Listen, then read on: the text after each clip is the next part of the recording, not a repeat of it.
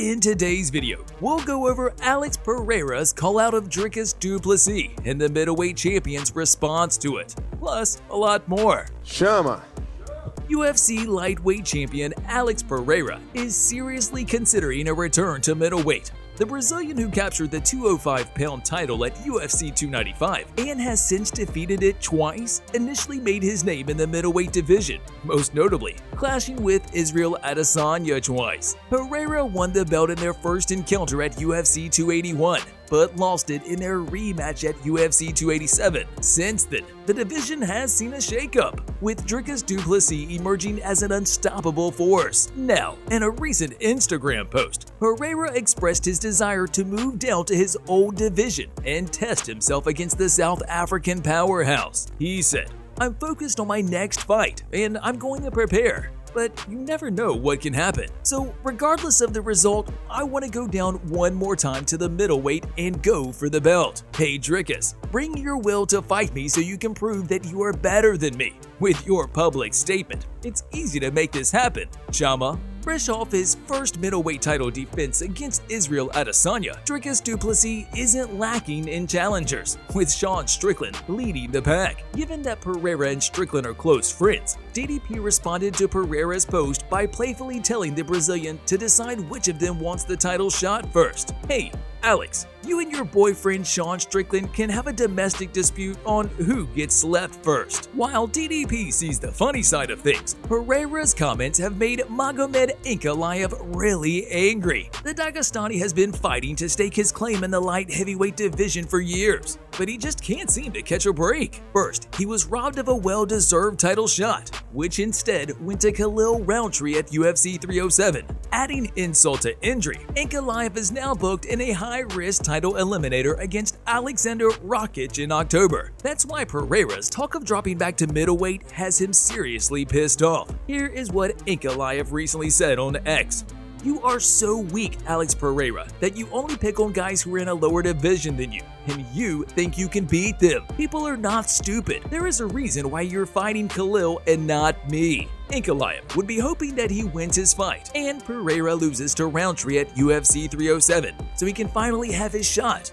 But how does one beat Pereira? The Brazilian's glory kickboxing opponent Artem Bahitov, who has a win over Poetin, has shared the secret recipe. Да, я как вижу, должен быть базовый ударник. Только базовый ударник может победить. Не ММА боец, не тем более борец, грэплер кто-то или что. Только базовый ударник, который, потому что вся его работа это только ударка, только кикбоксинг, тайский бокс, колени. И тот, кто знает это уже сферу ударной техники, он знает, где тут защититься. Я вижу ошибки, допустим, да, что защита у Перейры, почти отсутствует. Даже тот же самый первый бой с Блаховичем, не знаю, видели где. Поэтому защиту, все знают, что у Перейры защиты нету, но зато атака преобладает, дает компенсацию вот этому. Второй бой же все мы видели с Адесаньей, как он попал. Также у него защита ручки вот здесь, голова вот здесь. Он тем более еще высокий. Moving on, Bilal Muhammad thinks Sean Strickland is an easy fight for him.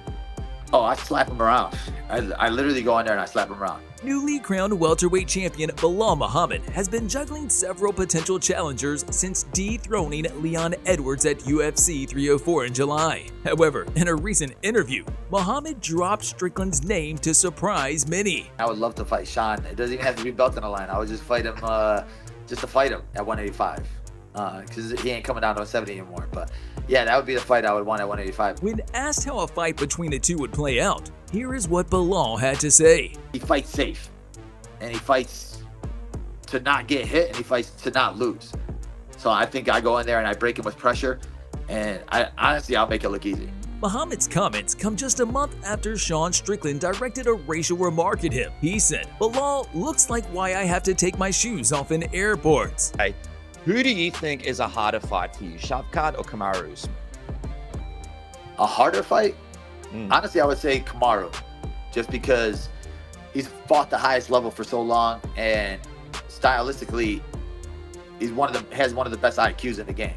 So I think for me, fighting somebody with the close to an IQ of myself would be a harder fight. Shavkat Rakhmonov isn't happy with Bilal's antics, as he believes he is the rightful #1 contender. In a series of tweets, Shavkat said, 18-0 with 100% finishers, or 0-3 in the last 3 fights like Kamaru Usman. I think there should be no question who fights for the title next. Shavkat also responded to Bilal's claim that he'll break the undefeated prospect and finish him in a potential fight. He said, 18 fighters before you tried and I finished them all. Meanwhile, in 18 UFC fights, you've only finished 3 opponents. The UFC belt doesn't give you superpowers, brother. It just seems to have made you delusional. Muhammad responded with a troll post dedicating an AI-generated song to Shavkat.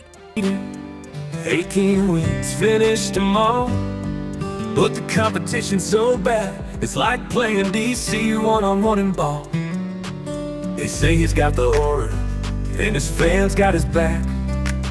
Who do you think would win a potential fight between Belal Muhammad and Shavkat Rakhmonov? Now, arguments over gold belts and pay-per-view money are all well and good. But when it comes to barbecue, it's a whole different ballgame, especially when Khabib Nurmagomedov and Daniel Cormier are involved. With these two, it's always a buffet of comic content. You can hug me. Tell these guys shut up and train.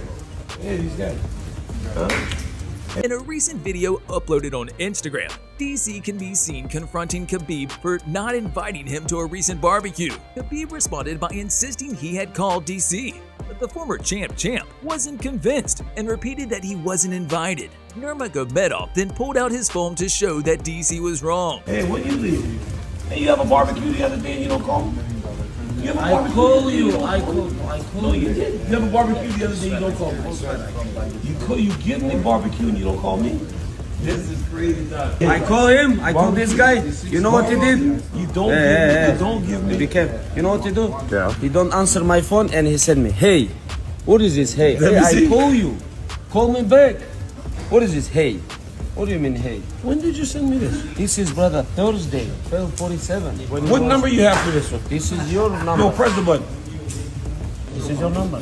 Brother, when you send me this? This is your number. I What know is this. this? Hey. When did you send me this? Okay, I'm gonna call you again. Look. Brother, Hey, no. Give me. yeah, I see. When Listen, did you see? When did you send me? You're just supposed to post like no, just like this, green line. Though retired, Khabib is currently training at his old gym, American Kickboxing Academy, alongside Islam Makhachev and Daniel Cormier to stay in shape. But he's definitely facing some ring rust. He recently posted a photo on Instagram showing a black eye, with a caption that hints he might be past his prime. Do you want to see Khabib back inside the cage? Let us know your thoughts in the comments. To stay up to date with the latest happenings in the world of MMA and boxing, please subscribe to our channel and turn on those notifications. Thanks for watching, and we'll see you next time.